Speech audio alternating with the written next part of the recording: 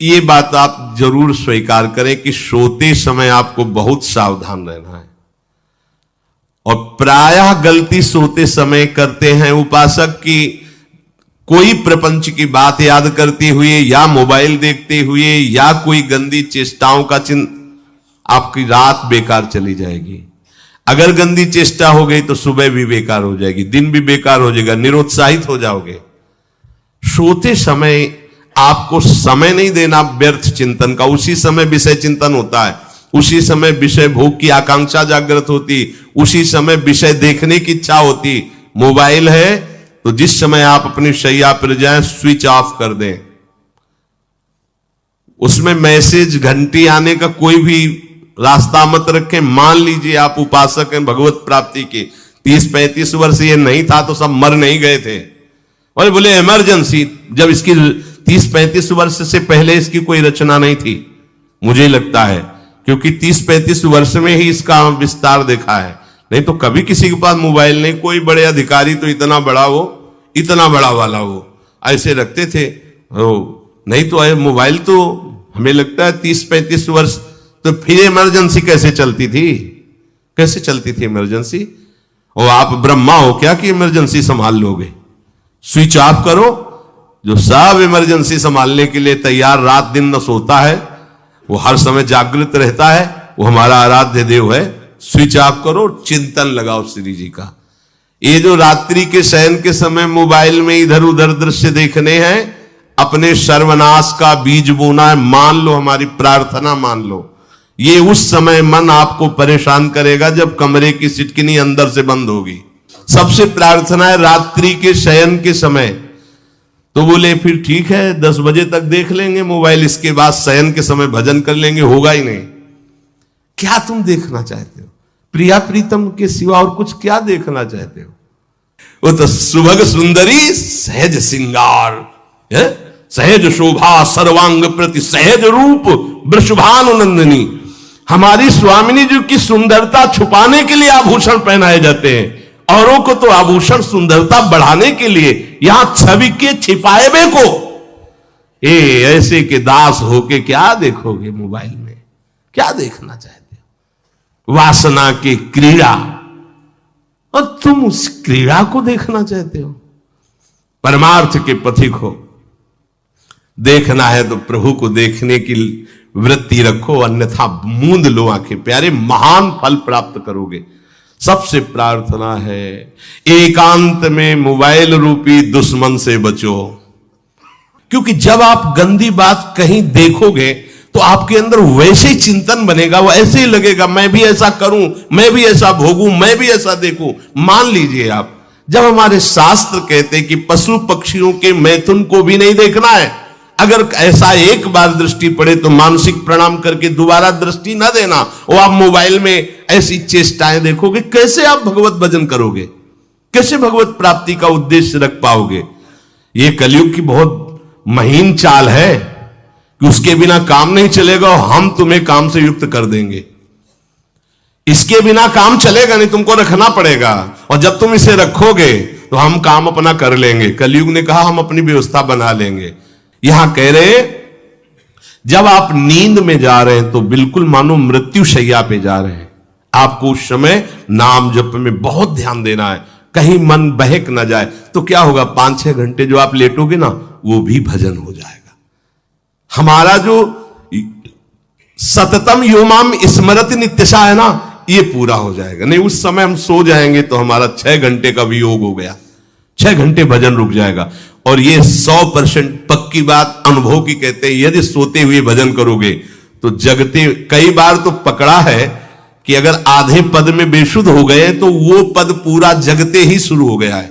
मतलब बीच में स्थिति भागवती की रही। जैसे बेहोश करते समय हमने कहा था जब ऑपरेशन के हमें बता देना, तो उनका बाबा अब इंजेक्शन लगाने वाले हैं, तो वो 1 मिनट हमें केवल दीजिए, अपनी चित्तवृत्ति। तो जब होश आया तो वही पहले चिंतन चल रहा था, वही चिंतन।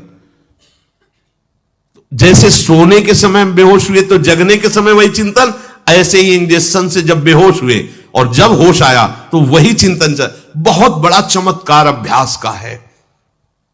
नींद खुले तब से लेकर गाढ़ नींद आने तक स्मरण में कभी रुकना नहीं। और आपको एक छूट दे रहे हैं। कभी कभी क्या होता है कि एक मंत्र में, एक नाम में जैसे बहुत देर अभ्यास करते हैं तो मन उबने लगता है। इसका स्वभाव है, ये अनुभव की बातें कहते हैं। इसका स्वभाव है नवम नवम, नहीं तो ये मतलब, तो इसको हम लोगों ने कैसे फंसाया है। जैसे गुरु मंत्र जप रहे हैं, अब 2-3 घंटे लगातार गुरु मंत्र जप, अब इसको उबन बढ़ी, अब ये छोड़ रहा है, बीच बीच में पता चलता है छोड़ना चाहता है, छोड़ रहा है, तुरंत इसको नाम में फंसाया। अब थोड़ी देर नाम में चला, फिर उब रहा है, बहुत विचित्र है ये। अब उसको फंसा दिया। उस पीछे की बात अभ्यास के समय, नमामि शमीशान निर्वाण रूपम विभुम व्यापकम ब्रह्मवेद स्वरूपम। चिंतन, पदगान कर रहे, ये भगवान शिव पदगान कर रहे हैं और उसका चिंतन, निर्वाण रूपम विभुम व्यापकम ब्रह्मवेद स्वरूपम। अब अपने यहां अवसर है, सुंदर सुंदर कोई पद गुरु मंत्र जब करते हुए मन जब उमने लगे, राधा वल्लभ श्री हरिवंश, राधा वल्लभ श्री हरिवंश, राधा वल्लभ श्री हरिवंश, इसमें भी उमने लगे, शुरू कर, जोई जोई प्यारो करे सोई मोही भावे, भावे मोही जोई, इसमें भी उबले लगे। सुधा निधि का कोई एक लाइन ले लो, ब्रह्मेश्वरादि सुदुरूह पदारविंद श्रीमत् पराग परमाद्भुत वैभव, ब्रह्मेश्वरादि सुदुरूह छोड़ना नहीं है, तू भाग में नवम नवम दे रहा हूं, नवम नवम। इसको फंसाने के लिए आपके पास अस्त्र हो, जैसे यहां चाकू, यहां पिस्तौल, तलवार, ये वो सब बिल्कुल वीर सजा रहता है, ऐसे ही अपने लोग सजे रहते। छोटा राधा, अब उन्होंने एकदम चिपक गया आके तो कैसे मारे, तो छोटी चाकू है ना वैसे, राधा राधा राधा, थोड़ा दूरी राधा वल्लभ श्री हरिवंश, थोड़ा दूरी गुरु मंत्र, बड़े बड़े अस्त्र अपने पास रख ले, बहुत भाग रहा है तो फंसा दिया। प्रथम यथावति प्रणव श्री, अब लग पूरा पदगा, पूरा पदगा उसमें लग, प्रथम यथामति प्रणव। भोजन पाते समय ऐसा अभ्यास किया है, 1 घंटा के पहले भोजन नहीं होता, चाहे 2 रोटी पाना हो, समय लगता है भोजन, आराम, एक एक नाम, एक एक, कुछ भी हल्ला मचाओ, कोई फर्क नहीं पड़ेगा, अपना चलेगा। अभ्यास स्नान के समय, भोजन के समय, किसी क्रिया के करते समय, किसी से बात करते समय, सोते समय, ये विशेष स्थान जहां में सावधान रहना है। यहां भजन छूटता है, ध्यान देना, यही भजन छूटता है। चलते समय, क्रियावान होते समय, प्रसाद पाते समय या किसी से बतराते समय, ये सब भजन के छूटने के स्थान है और यही पकड़ना है भजन को। जब आपको बिल्कुल न लगे तो मानसिक सब बंद कर दो और गुनगुनाने लगो। जो धुनी आपको अच्छी लगे उसी में नाम, कोई नाम लेके, संसार का चिंतन ना होने पावे, चाहे जो कुछ तुम जहां तुम्हारा मन आवे, गंगावरी गोदावरी, कुछ भी, भागवतिक चिंतन के सिवा संसार के चिंतन न होने पाए। पहले ऐसे अनन्य बनो, फिर बाद में अनन्यता आती, रसना कटो जो अनरट। हाँ भी विषय चिंतन कर रहे हैं, प्रपंच कर रहे हैं, बोले रसना कटो जो अनरटो, और नहीं बोल सकते, प्रपंच बोलेंगे बस, रसना कटो, ये शब्द वहां नहीं आते। पहले हम आपको छूट देते, भक्त चरित्र, भगवान की चरित्र, नाम, कीर्तन, मंत्र, जो भी चाहो, संसार का चिंतन मत होने देना, पहले ये पकड़ो, फिर आगे चल करके जब पवित्र हृदय होगा तब ये निष्ठा आती, रसना कटो जो अन रटो, निरखियन फुटो नयन। मान लो संसार का चिंतन नहीं करने देना है इसको, आप जैसे बने वैसे करो भागवतिक चिंतन, कोई नाम ले लो, कोई मंत्र ले लो, तुम्हें जो प्रिय लगे, हम छूट देते हैं। ये नहीं करे कि रसना कटो जो अन रटो, ये बाद की बात है। हमें पहले इसका संसार चिंतन रोकना है। कैसे छूटेगा, कैसे छूटेगा, हमें यह पकड़ना है। नहीं तो निष्ठा की बात, जो हरि नाम जगत त्रिशिरोमणि वंश बिना कबहू, हरिवंश बोलेंगे नहीं, हरि बोलना नहीं है, हरि बोलना नहीं, क्योंकि जो हरिनाम जगत त्रिशिरोमणि वंश बिना, हरिवंश बोलना नहीं है क्योंकि प्रपंच में रति। तो क्या करो, जो तुम्हें प्रिय लगे पहले उसे पकड़ो, ये हम अंदर की बात करें, प्रवचन की बात नहीं कह रहे। मन को फंसाना है हमें। राम कृष्ण हरि जहां लगे इसको लगाओ, पहले इसको फंसाओ, संसार का चिंतन न होने दे। गीता, भागवत, भक्त चरित्र, कुछ भी कहीं भी इसे फंसाओ, पहले संसार का चिंतन न होने दो, फिर लाओ इसको घुमा के निकुंज वाटिका में। फिर तो भागेगा ही नहीं, फिर नहीं भागेगा। अब सीधे निकुंज वाटिका में किसी महाभाग्यशाली गुरु आश्रित का लगेगा, अन्यथा बहुत प्रपंची मन है।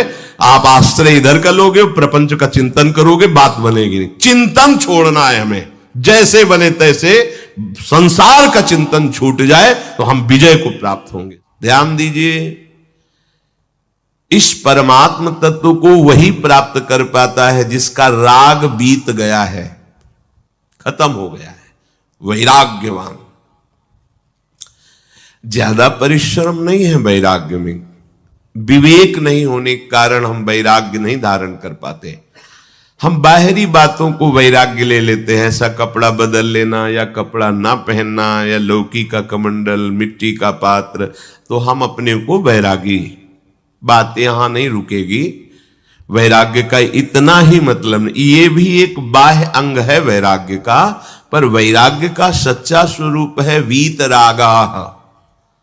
कहीं कुछ भी अच्छा नहीं लग रहा, कोई भी सुख आकर्षित नहीं कर रहा, लोक लोकांतर की प्रतिष्ठा, मान, सुख, ऐश्वर्य, व्यक्ति, कुछ अच्छा नहीं लगा, राग खत्म हो गया।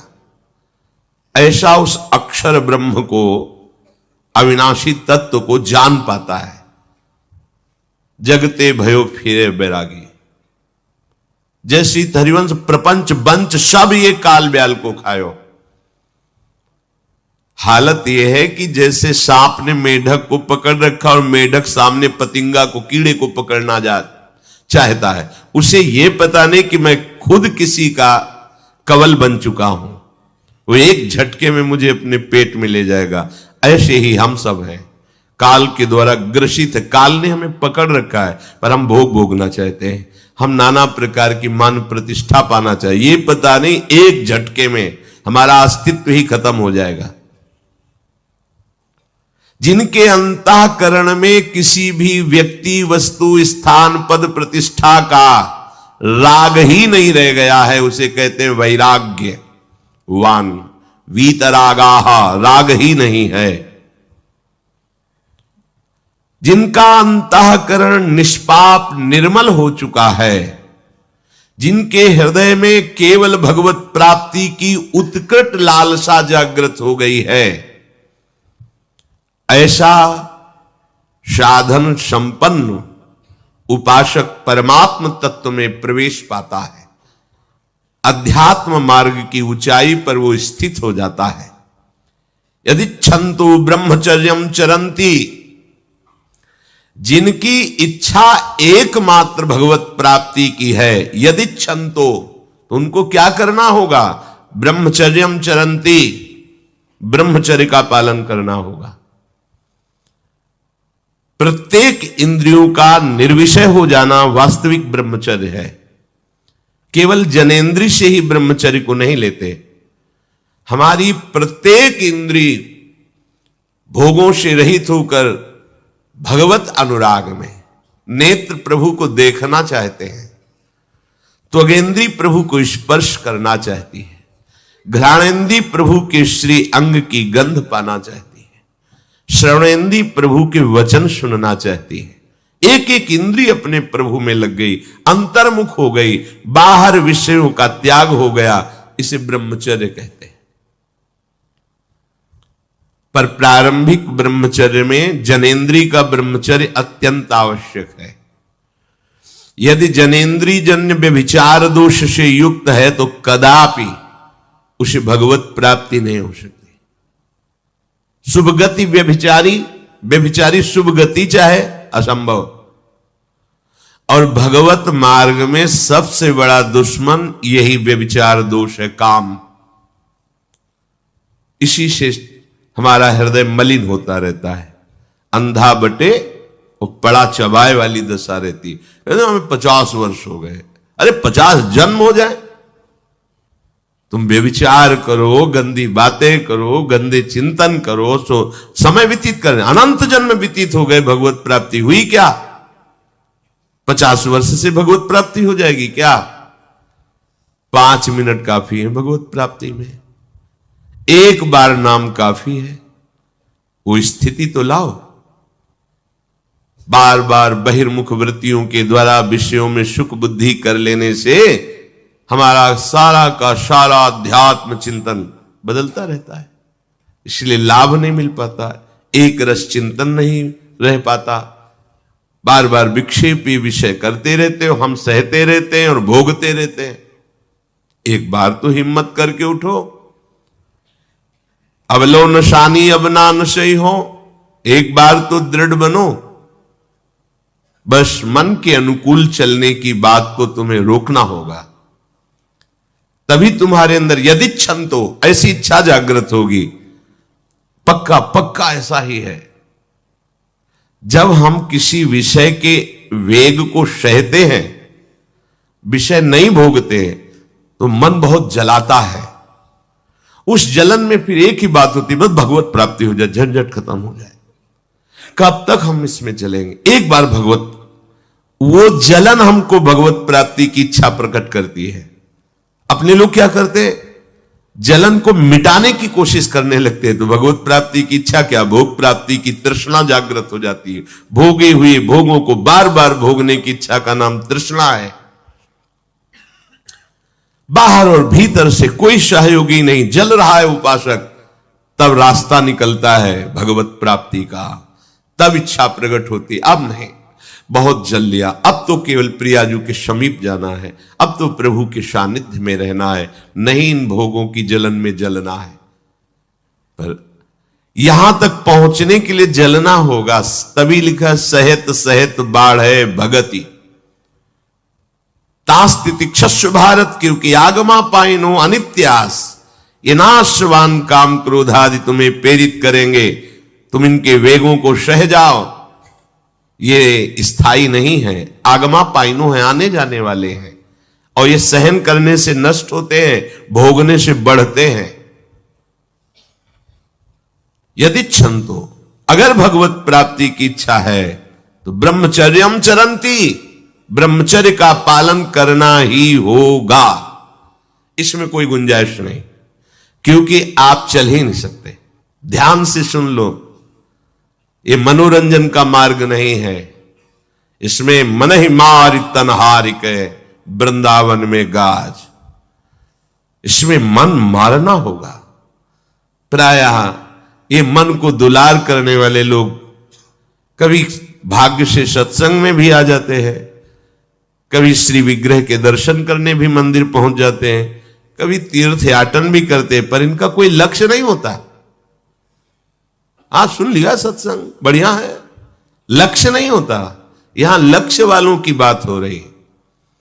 यदि छंतो, यदि तुम्हारी ऐसी इच्छा जागृत हो रही किसी जन्म में भगवत प्राप्ति करनी, तो ब्रह्मचर्यम चरंती, आप सच्ची मानिए, जिसके निकालने में तुमको सुख की अनुभूति हो रही, उसको रोकने में कितनी सुख की अनुभूति होगी।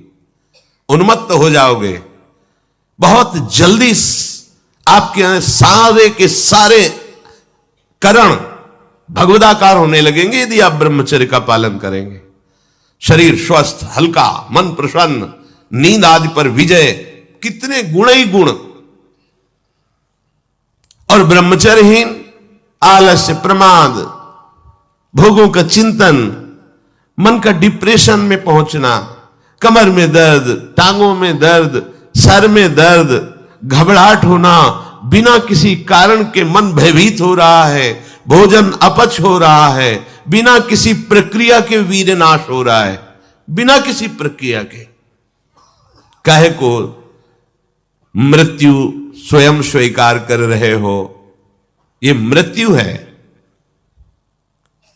चाहे भगवान दत्तात्रेय जी बोल रहे हैं या भगवान कपिल देव जी बोल रहे हो, जब उपासक को संबोधन करते हैं भगवत प्राप्ति के लिए, तो कहते हैं कि इस भोग वृत्ति को साक्षात मृत्यु रूप देखो, ये मृत्यु है तुम्हारी।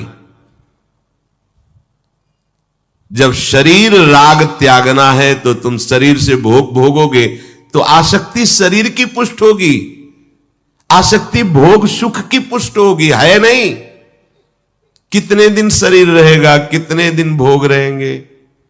विचारवान बनो, ब्रह्मचर्यम चरंती, ब्रह्मचर्य का पालन करो। उपासक जो ब्रह्मचारी होता है उसका खिला हुआ चेहरा रहता है, जैसे कमल खिला हुआ, बिना किसी कारण के उसकी मुख मुद्रा में प्रसन्नता होती है।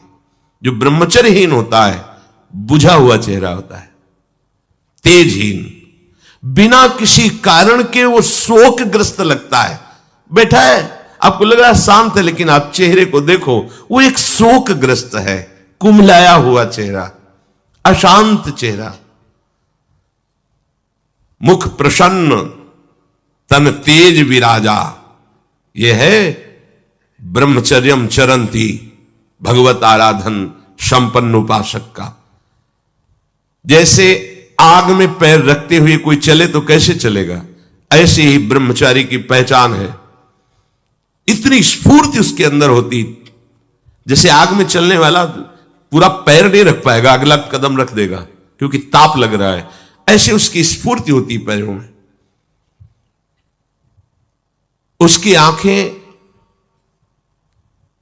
एकाग्र रहती है, चंचलता इधर उधर या बार बार झपकना, यह विषयी पुरुष का लक्षण है। बार बार पलक झपकना, यह विषयी पुरुष का लक्षण है। इधर उधर ताक झांक, चंचलता, ऐसा बैठे तिनका तोड़ रहा है, पैर हिला, यह सब विषयी पुरुष के लक्षण है। यह तो बिल्कुल साधारण स्पष्ट दिखाई देता है आदमी विषयी है या ब्रह्मचारी, एक सेकंड में लक्षण होते हैं। आपको जब भगवत मार्ग का अवसर मिला है तो गृहस्थ हो, संतान हो गई, ब्रह्मचर्य से रहो। नहीं चाहिए संतान तो भ्रूण हत्या, गर्भ हत्या जैसे महापाप करने की क्या जरूरत है। उसी वीर से संतान उत्पन्न होती है जिसको आप नष्ट कर रहे हो, जिसको आप ऐसे पानी में बहा रहे हो, व्यर्थ फेंक रहे हो, तो उसको भ्रूण हत्या का पाप लग रहा है, तो तुमको पुण्य लग रहा है, वीरपात कर रहे हो तुम्हें भी वही हत्या लग रही है, क्योंकि उसमें वही जीवात्मा है जो मां के गर्भ में जाके बालक रूप धारण कर लेती है, उसको तुम नष्ट कर रहे हो। और बुद्धि भ्रष्ट हो गई है, समझ में नहीं आता, व्यर्थ में वीरपात करते हो, व्यर्थ में। तुम्हारा भजन बनेगा, तुम अध्यात्म के योगी बनोगे, मजाक है अध्यात्म का मार्ग।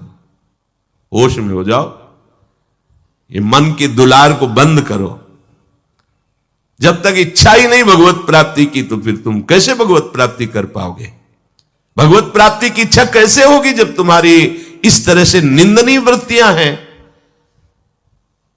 इंद्रियों को दुलार कर रहे हो, मन को दुलार कर रहे हो, भगवत प्राप्ति चाहते हो, आचरण नीच और चाहते हो उच्च पदवी।